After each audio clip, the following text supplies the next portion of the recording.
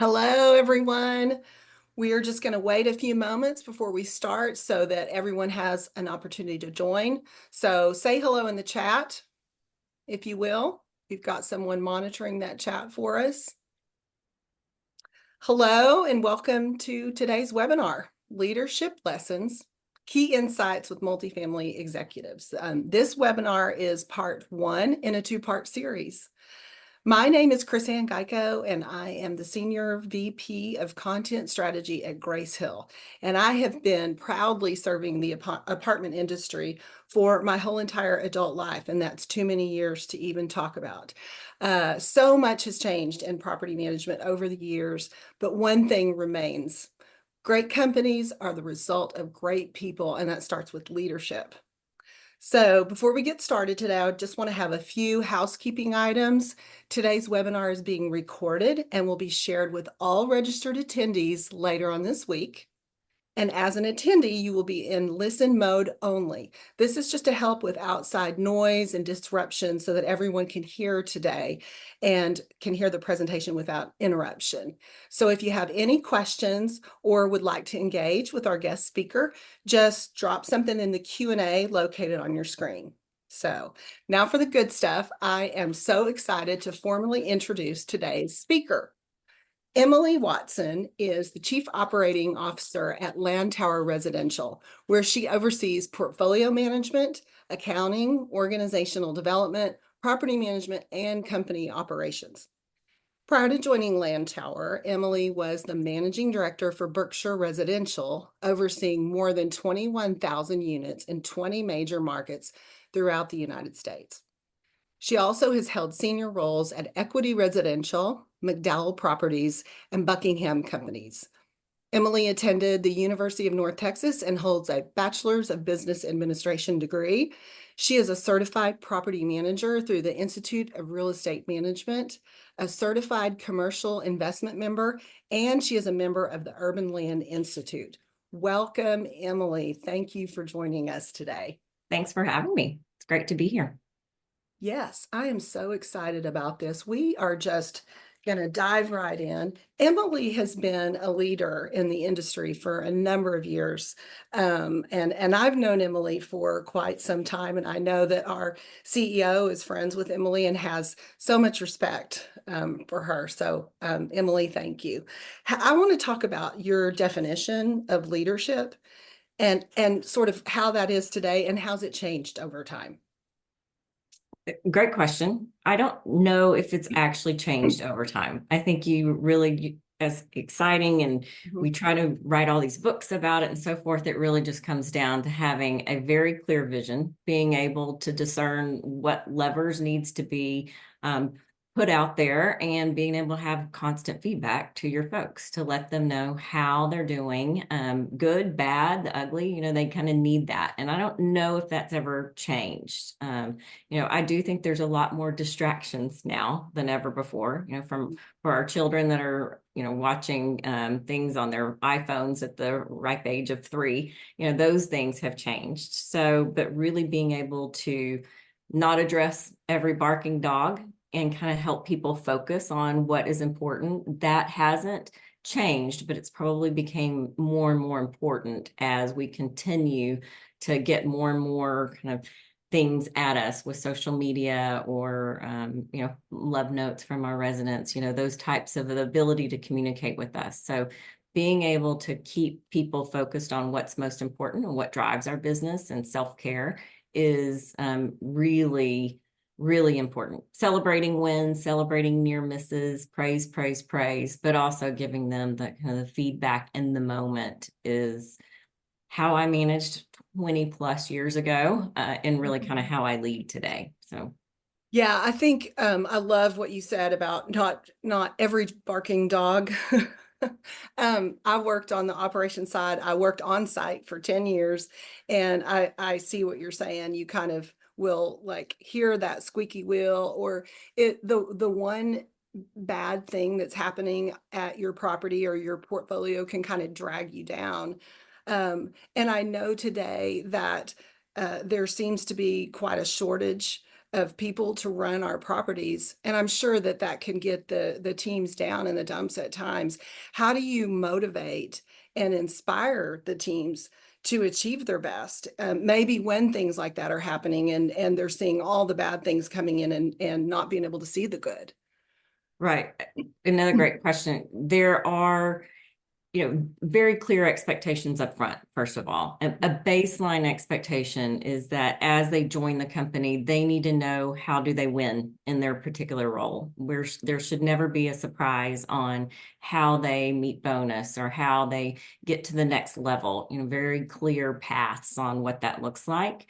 But that's a baseline expectation. Really, the motivation and the inspiration is really how we talk to our teams, how we interact with them, how we cheer them on. Every person in our organization has a performance workbook that's kind of all lined out, but really talking to them on one-on-ones. I call them not having mayor visits, having the regional manager have very intentional conversations with the associates. Mhm. How are you doing? How are you progressing? Everyone in our company has an individual development plan that helps them in the role that they have currently or the role that they aspire to be. So I think having that individual interaction that's really pointed to what pulls their heartstrings, what drives their passion is super critical. Getting them plugged in to anything in the organization that they feel like that they can add value, that they have a passion for. So we have councils that we have, DEIB, if that's really passionate for them, Living to Giving, which is our charity, policies and procedures, which for the life of me, that would be like, oh, God love you guys for having that, but that would not be the one that I would sign up for. But the point is to have a bunch of different things that people can plug into the engagement council. When they see that their feedback is being used to help us navigate the company and the organization, that's where the motivation really rises. That's where we see the inspiration. And then we see new people that come in and watch those folks that are giving their feedback. And we're usually using the feedback in really purposeful ways that just kind of has a ripple effect. We preach, it's not important enough to beat the competition. We have to beat the snot out of the competition. I love it. Yeah, we have snot talk that we talk about how are we comparing, and sometimes we win and sometimes we don't when we kind of evaluate that. But we know that we will never beat the competition if it's up to the home office to make all of those decisions, that we have to hear from every person sitting in the seat. What do they see from their vantage point? How can they contribute? Kind of what does it work? Kind of challenge the authority. So it's really, it's not just it's a nice thing to hear, but it's critical for the success, collective success, that we hear people's feedback and that we use it. So really and sharing back how we've used that. And if we can't use it, why we're not using it. And maybe it's the time, maybe we've just missed a piece of information to communicate with them. I love that. You mentioned policies and putting teams together. Of course, policies are near and dear to my heart. That would be the group that I would choose to be involved in. And we But need I've seen that in action when you bring those teams in and we help them work through the policies, and it was a labor of love for them. They worked as a team together. I've seen teams disagree with each other during these meetings and have to work through that. And I love the idea that you're talking about having multiple venues for your teams to get involved and collaborate. But we know what happens when you bring all these different people together into a group to collaborate.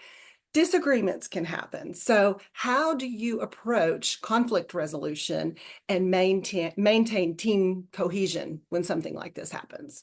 Yeah, Not just policies, anything, right? yeah, anything. Yeah, it's a passionate game, right? If you love what you're doing, and it can get passionate. I think important. We have a leadership series, but we do train our folks that there's a normal evolution that you'll go through, and it's not just teams; it's any relationship that you form. You get together, you've joined the company, or you start dating somebody, and then you storm. Like you've had your first big fight, and then what happens, right? And it's just part of natural. You're going to disagree. If you care, then you're going to disagree.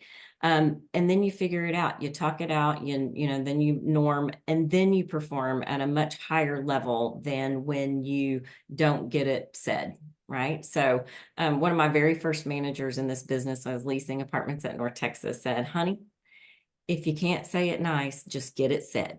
He's like, so probably the worst advice to a 21-year-old ever, because I kind of missed that first part. But we really talk about how it's important to collaborate, that we're not going to get it right if we don't have that healthy debate. Now, that goes with saying that if you have a jerk in your midst, and they can't keep from stepping over the line and berating and whatever, get rid of them.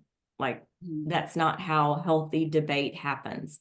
But having a normal conversation of, this is what I'm seeing, this is how I'm feeling. Well, what about that? The more we have those discussions and the more you mess up, the more when you've rolled out something half baked, then those conversations get real, right? Those conversations for the health of the organization, they're going to get it said next time. They're going to come back and say, no, we got to think through that. What's the workflow? What are we doing this? And you see people kind of eye rolling like, oh, she's asking another question, or, oh, can we just, put this to bed, tie a knot in it. That happens and it's okay. So praising them when it happens, when that debate is in full escalation mode, to say, this is good, this is great dialogue, keep going.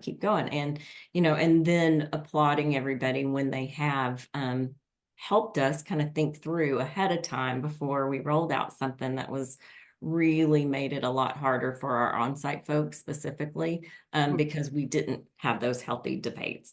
We didn't have those discussions. So it's not as hard as it sounds. I think some people weren't brought up for that way, or maybe they thought it was disrespectful or the hierarchy. But when you have folks in the room that are challenging the leaders, and the leaders are going, hey, great point. And the leaders have to, myself included, have to be really open to the feedback and share in the moment to say, because I'm really like, oh, yes, that's what we're going to do. That's a great idea. And then somebody might be shut down because I said that, where somebody else might say, no, well, actually, what about this, this? And I'm like, yes, that we need to take that into consideration. And the more they see that modeled by every leader in the organization in every seat, they're going to be more open to providing feedback. Yeah, I love that. And I do think that I like talking about fostering respect. One of the things that we have here in our culture at Grace Hill is the yes and. So when someone has an idea, we might not poo-poo it, right? We want to be respectful that all ideas are great ideas when you're in a situation when you're trying to brainstorm and solve a problem. So the yes and is really good. The other thing that I love too, after when you've got a disagreement or you've had something that didn't go well, is just to sit down. And in fact, I just did this yesterday. I said, how could we have done that better? How could we have served you better? It was internal, but I think it's important to own your mistakes and to also realize as a leader that, I'm not always the smartest person in the room. I don't think that. And we hire people and bring them on because they are smart and we want to hear what they have to say. So I love your process for that, and your openness, and knowing that you do want to hear from everyone. Let's talk a little bit now. Let's move on to, how do you stay current? There's so much going on. There's so much coming at us all the time. I almost hate to even open social media these days because it's just, there's so much of it. And I struggle with this too, right? I want to stay on top of everything. How do you stay on top of trends? And also, how do you continue your own professional development? Great question, because it should never stop, regardless of whatever position you hold. There's why I'm addicted to this industry is there's still things that I learn. I do start my day with reading the Wall Street Journal, the Bloomberg, kind of the highlight New York Times. I follow very kind of key people that I can get really great data kind of in little bitty chunks, and kind of I'm off to the races. So I've spent about an hour doing that. Carl Whitaker and Jay Parsons and CRE analysts, Peter Linneman, kind of all of those things that are very industry specific and kind of tailored to my role. So I start every day doing that. It's kind of my coffee time, if you will. I am not good at reaching out to people. So I had to make it a point to get it on a calendar that once a quarter I am having lunch with somebody in the industry, an industry leader, whether it's a president of a company or an asset manager or somebody that gives me kind of perspective on, hey, this is what I'm going through. What are you not going through? I still have my COVID group of folks that I'll, text and say, hey, what are you guys paying on this, or what are you seeing on this trend? So that kind of helps me. But one thing, no matter if I don't know them, they are still willing to help. Like, everybody in this industry is just so willing to kind of make time for you. So it was last year when my role took on some additional responsibility that I had never done before. And I picked up the phone to call another COO at a company that I really respect, and felt like that he had a really great perspective on kind of slash CEO role and COO role. He didn't hesitate at all to have lunch with me. And I walked away with some great do's and don'ts, and kind of from his life lessons, and also his executive coach, a referral. And I would just encourage anybody to don't be afraid, even if you don't know them, but write down your top 5 companies that you admire and who runs those companies, and say, what, I would love to come on by and have a cup of coffee or lunch, and just kind of pick your brain. 9 times out of 10, they are not going to say no. So I wouldn't. So, I would encourage people that's how you really kind of stretch your perspective. Besides the easy scroll up and read, on LinkedIn, but really kind of stretch yourself to put yourself out there and learn maybe something a little deeper on leadership. Yeah, and you might just find yourself a mentor too, which I think is really important. I think everyone should have a mentor. So if you don't have one, find one. It is a great industry, as we all know, and I feel the same way. I feel like it's almost a big family, if you will. And I know I've heard other people from the industry say the same thing. So it's a great place to be, multifamily. Let's talk a little bit about failure. I mean, no one likes to fail, but we all do, both personally and with your team. What lessons have you learned? How did you handle that and move past it? How do you handle failure? Hard. Nobody likes it. I'm super competitive. Why we have snot talk. Yep. So why, when we do it, I do take it. I always want to know what was my role in it. How could I have done better? But with that said, for myself, for my child, for anybody in my kind of sphere of influence, you got 24 hours. You have 24 hours to pout, to sulk, to kick the dirt, whatever, and then you get back up and you get back to it and you move on. And that doesn't go just for failure. That also goes for when you win. You got 24 hours to gloat in that as well. And then it's back to work. So I think it's important. You got to allow yourself some, like, oh man, I really blew it. And, if that's really bringing you down, okay, give yourself some room, and then, knock that off and figure out how to get better next time.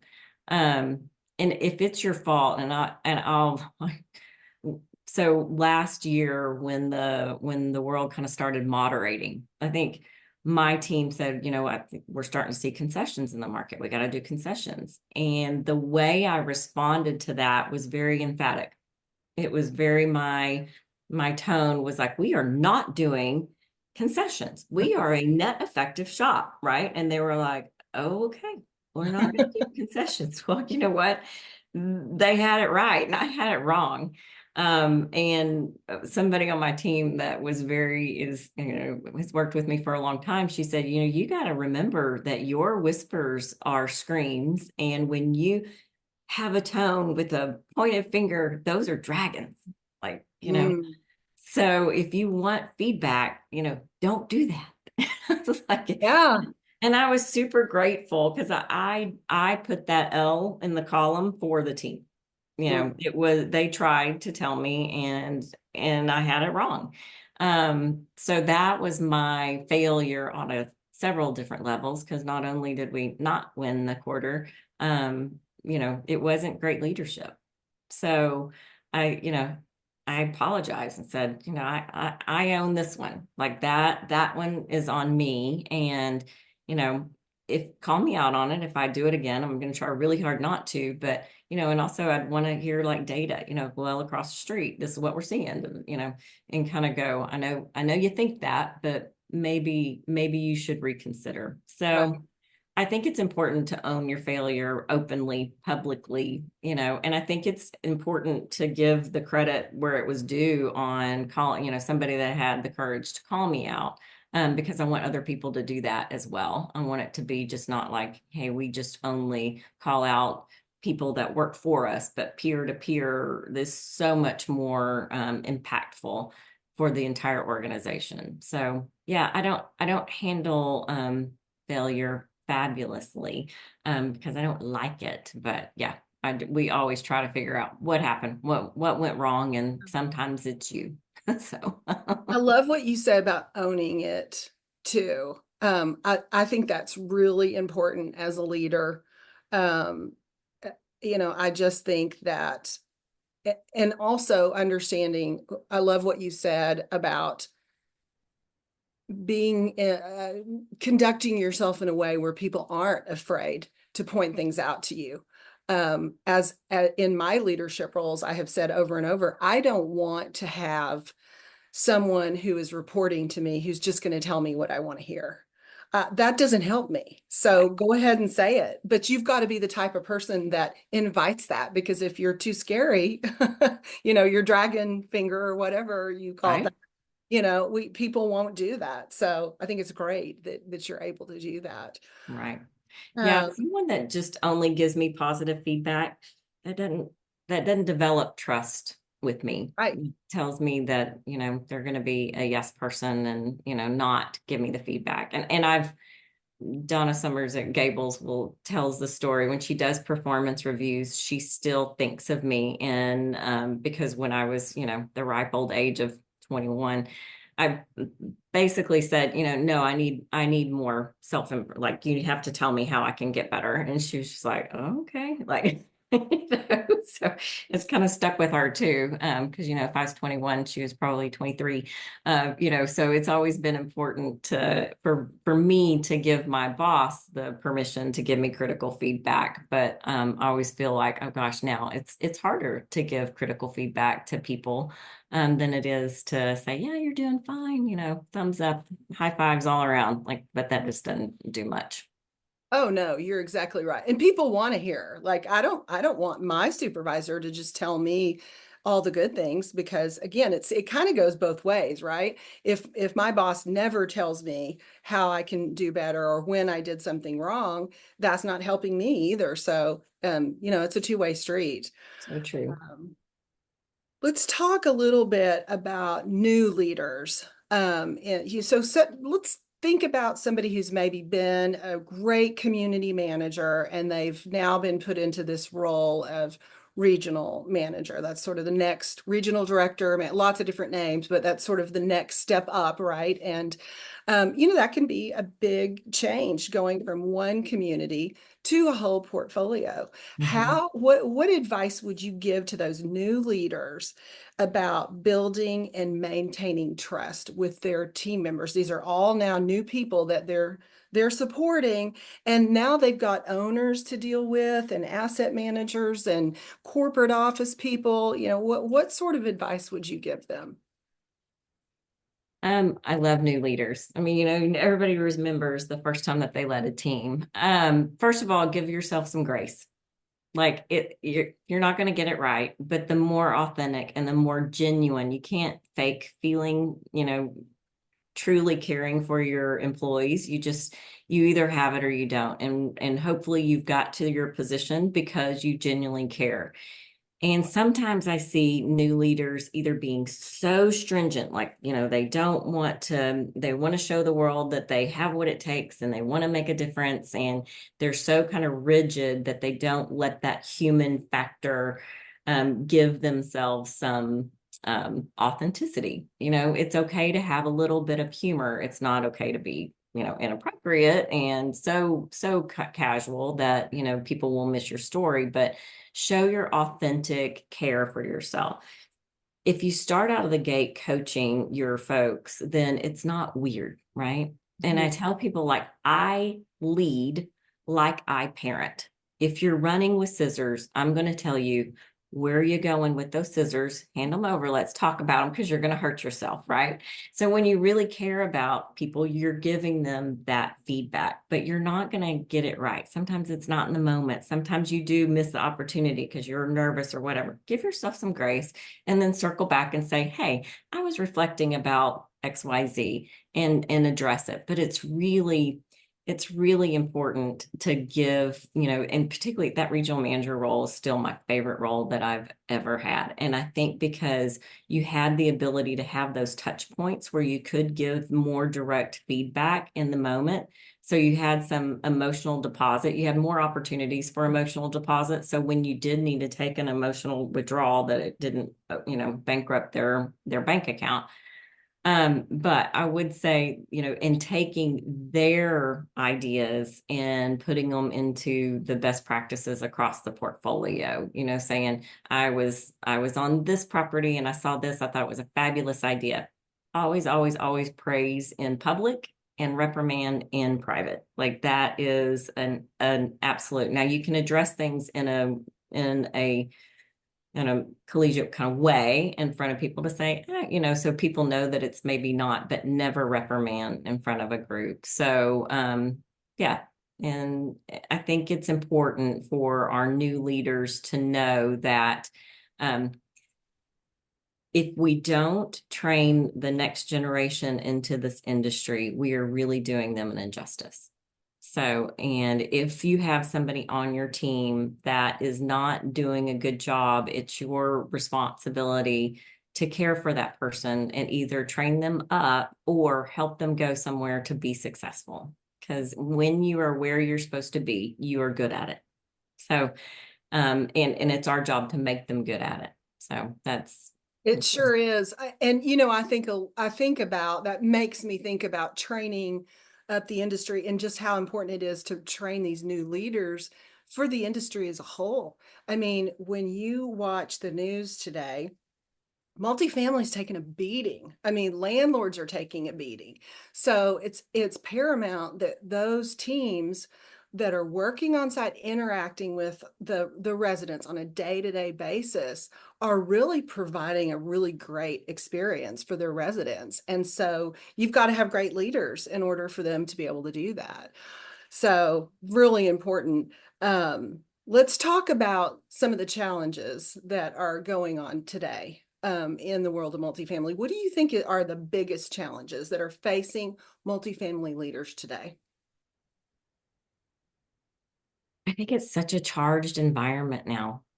Mm. I think with our residents, some of our associates, I think the more candor we have, the more offended they get, or they get offended that we did offer them coaching or enforcing the rules. They don't want to work on a Saturday, or they don't want to take call. And, I think that it's really become, really, people are so timid to be able to not rock the boat. And part of that is because of the kind of charged environment, but the other is we're building so much new supply is coming in at a much more rapid rate than we're able to bring talent into the pool, right? So Right.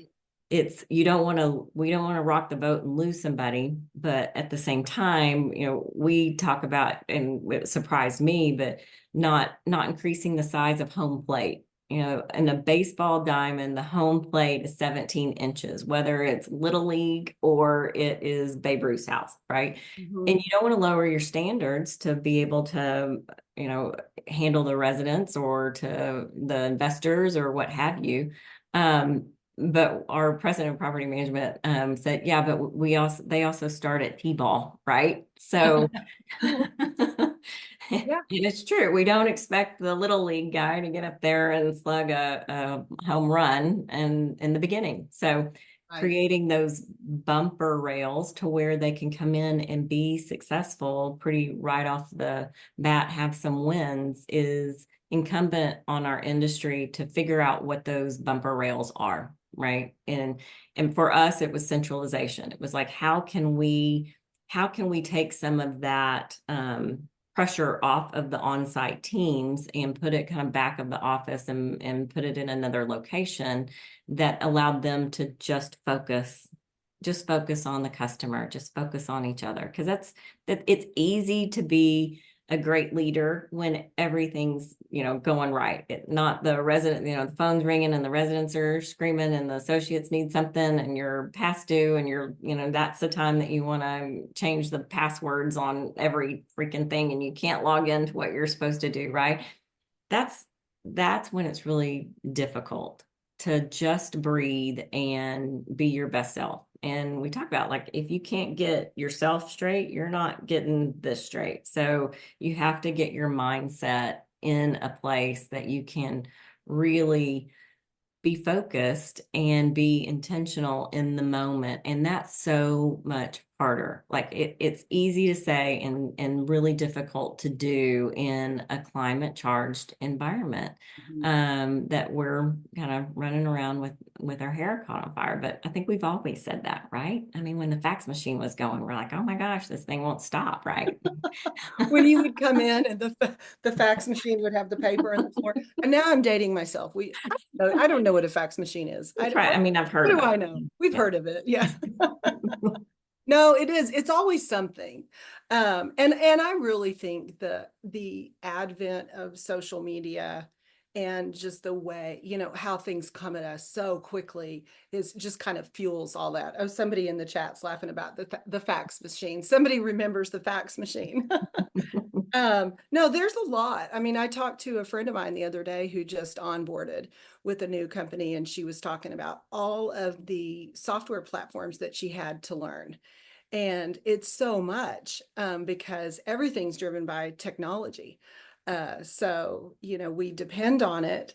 But then it's also sometimes it's the bane of our existence because so I like the idea. I love the idea of centralization, taking some of those things off of the teams so that they really can just focus on the customer experience and helping the residents to have a great place to live because that's really ultimately what we're supposed to be doing, Exactly. to achieve the highest rents and maintain occupancy and all that. So very important.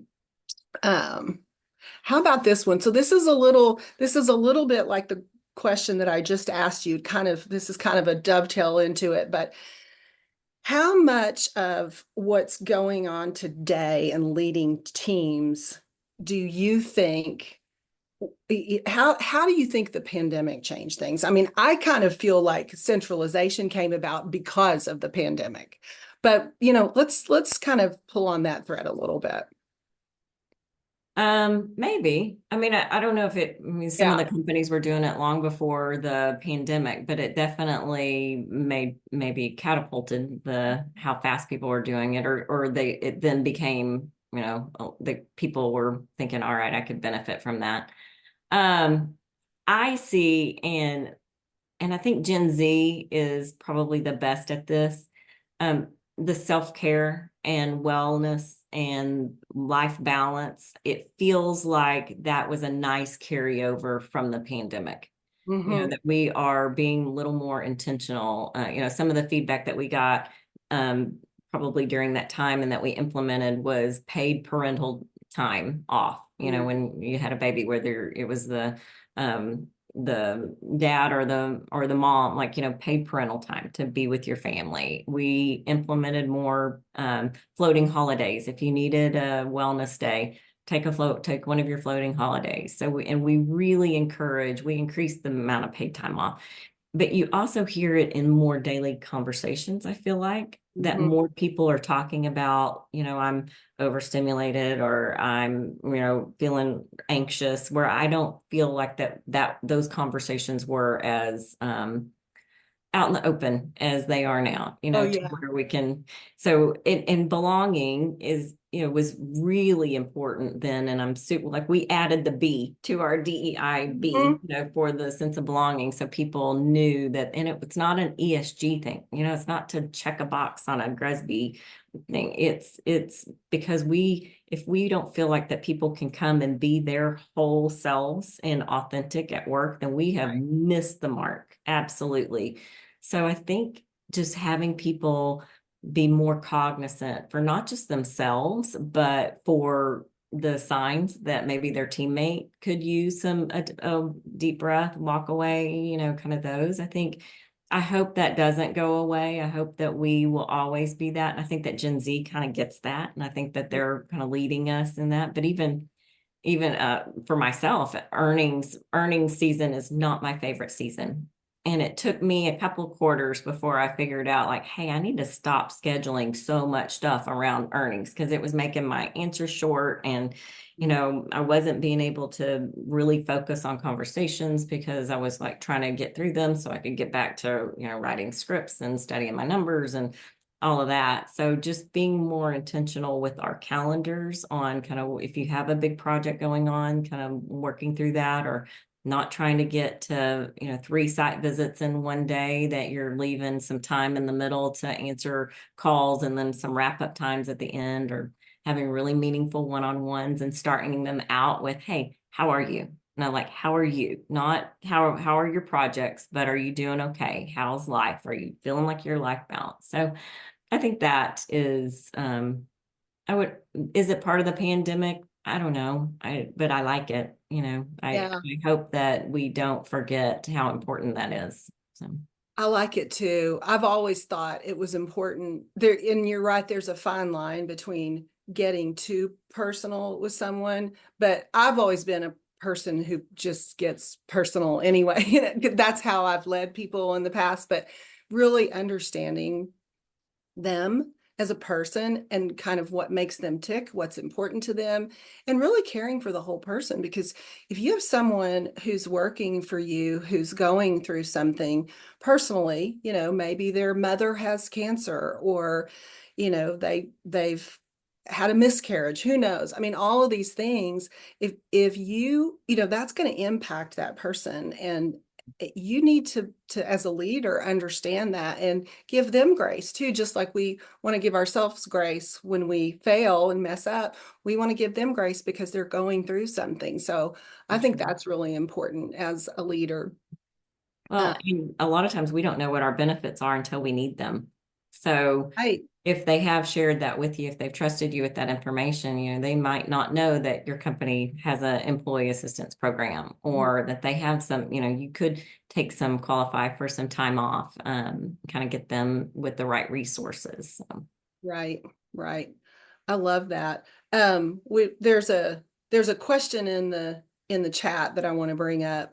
What would be your advice to someone who is working with a leader who's not doing all these things, and maybe they're not fulfilling the role, all of these wonderful things that you've talked about, that person's Mhm. not doing it? What would you say to that person? The Hey, the person who's reporting to the leader. sure. It's scary, right? I mean, but I think one of my least favorite persons that I had reported to, we had a heart to heart, and he became my favorite person that I reported to. Like, I adore him and still a mentor to this day, but it took a hard conversation. I mean, and kudos to him for kind of listening to my hour and a half rant of, oh, and here's another thing you do that drives me crazy.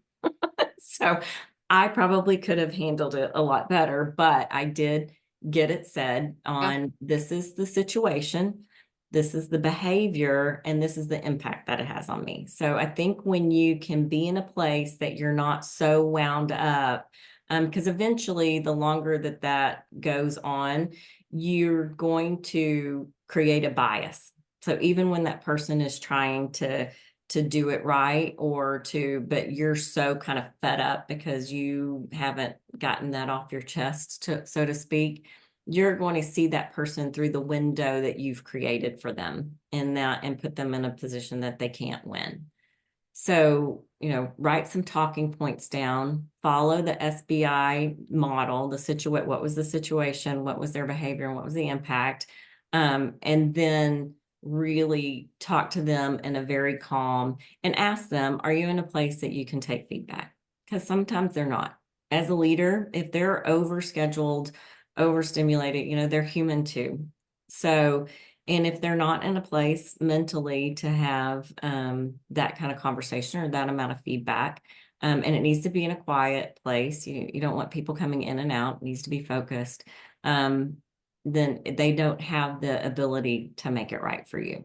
Because not everybody's going to be fed in the same way. So they need to know what feeds your passions, what feeds your soul, what brings out the best in you. And that has to be a two-way communication, right? It has to be, this is what I need for you to bring out the best in me, and what do you need from me to bring out the best in you? And it's not oh, I've had the conversation, check mark. It's a relationship.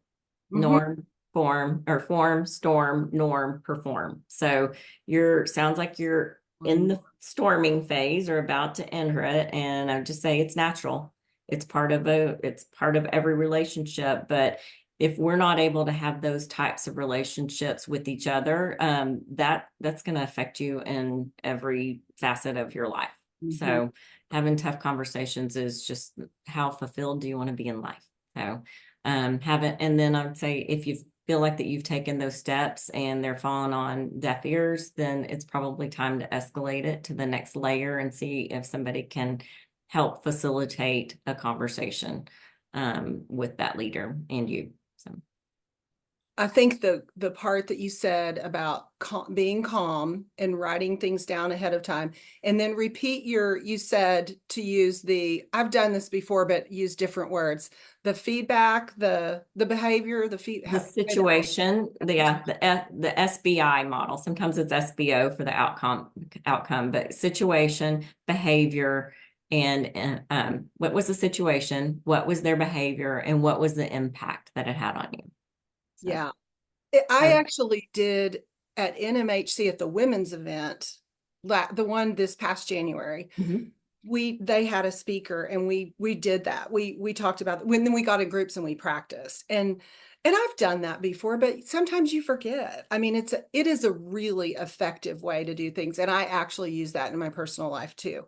I use it with my husband if he does something, and it's just such a good way to give feedback, and also to be able to own your own feelings. Like, when you do this, it makes me feel like this. Right. You can't argue with someone else's feelings. Right. So, Yeah. it's a And it's good one. easier to talk in perceptions too. I'm perceived, as I opposed perceive to, this. yeah.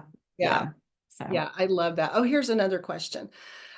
If you're a regional manager, how would you go about bringing your team together in a familial way when they don't show interest in the things you attempt to do, like getting together on the weekend to have coffee or a fun group activity?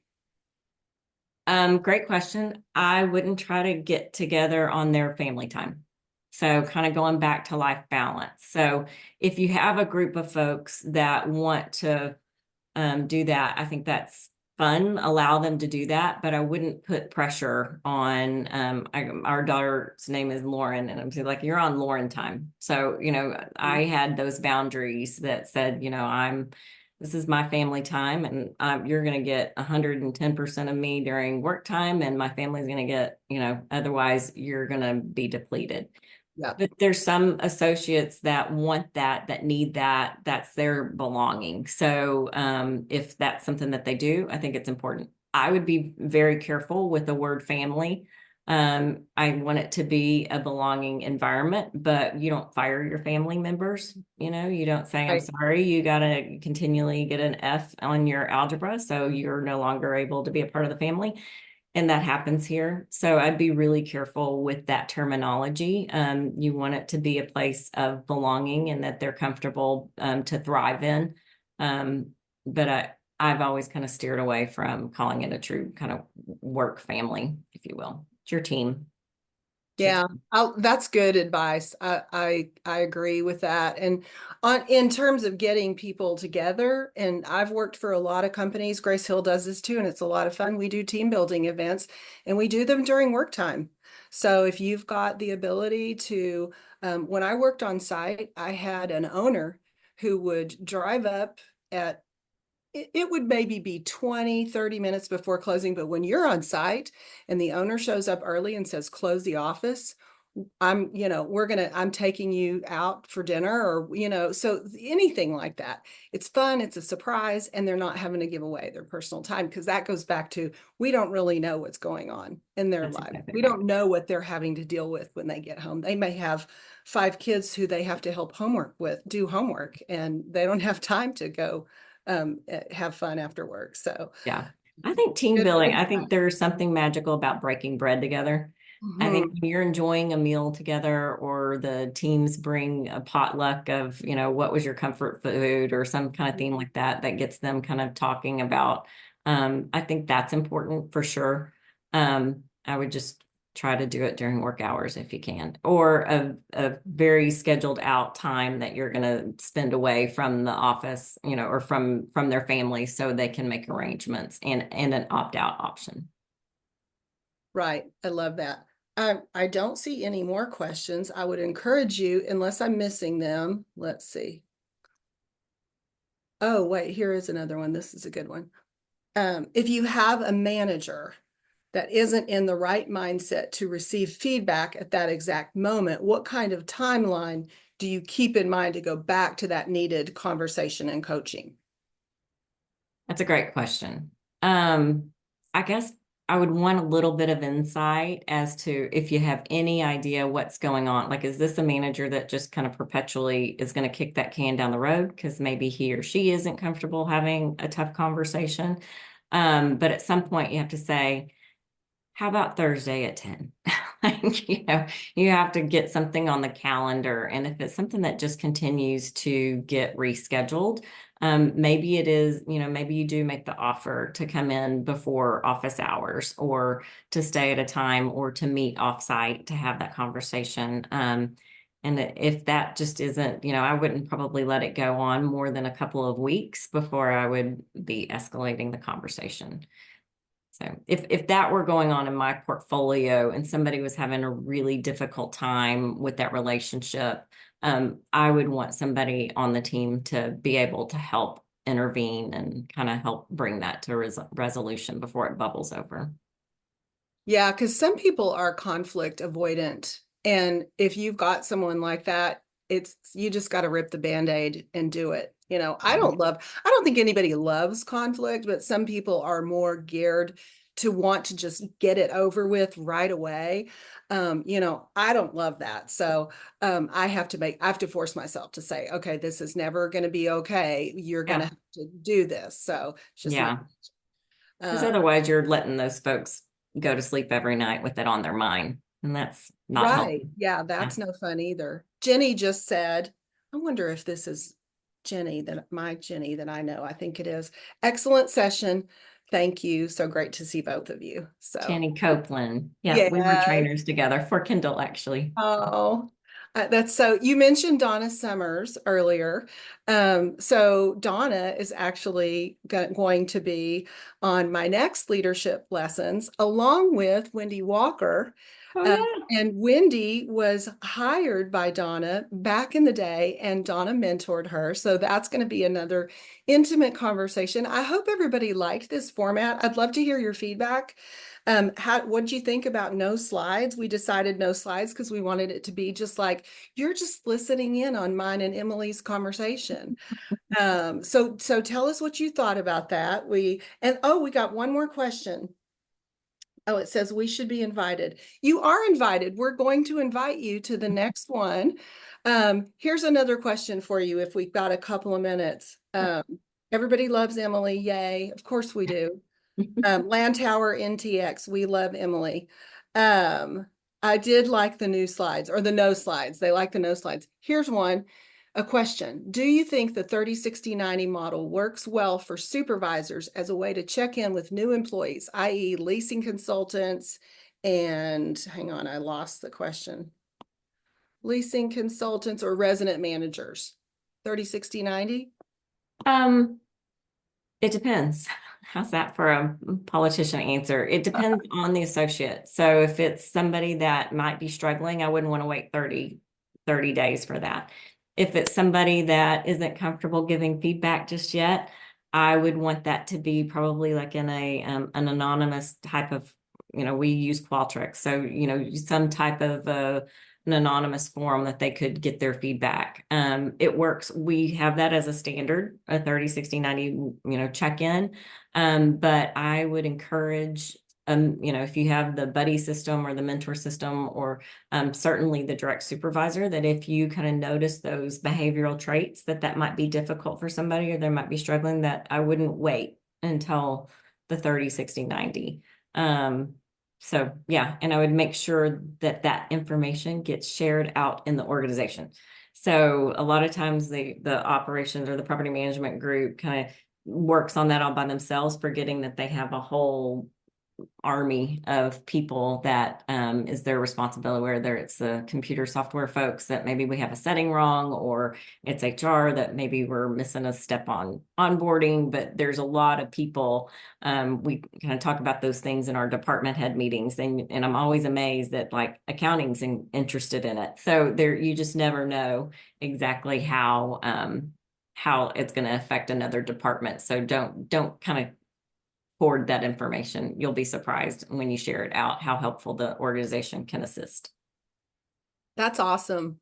You're getting lots of kudos, lots of people saying they loved this. We will be posting this and we'll send you the recording. I'm also going to be taking these webinars and putting them into our library. And then later on this year, I'm going to work to also turn these into micro learning as well.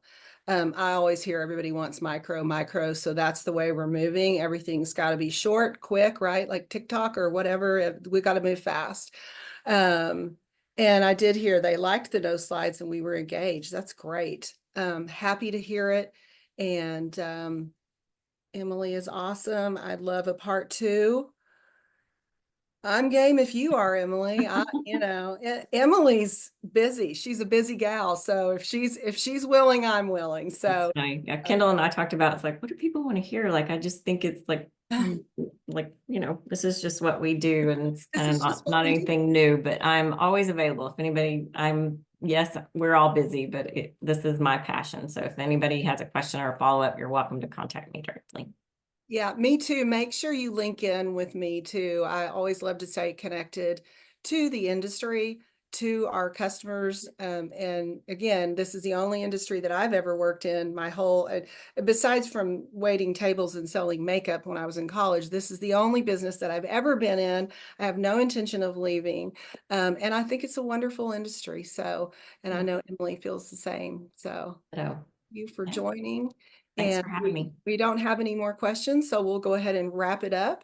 And again, watch for the next one with Donna and Wendy. And if you guys like this, we'll keep doing leadership lessons. Again, we know there's demand for Emily, so we'll try to make that happen for you. All right. Thank you, guys. Everyone, bye-bye. Bye.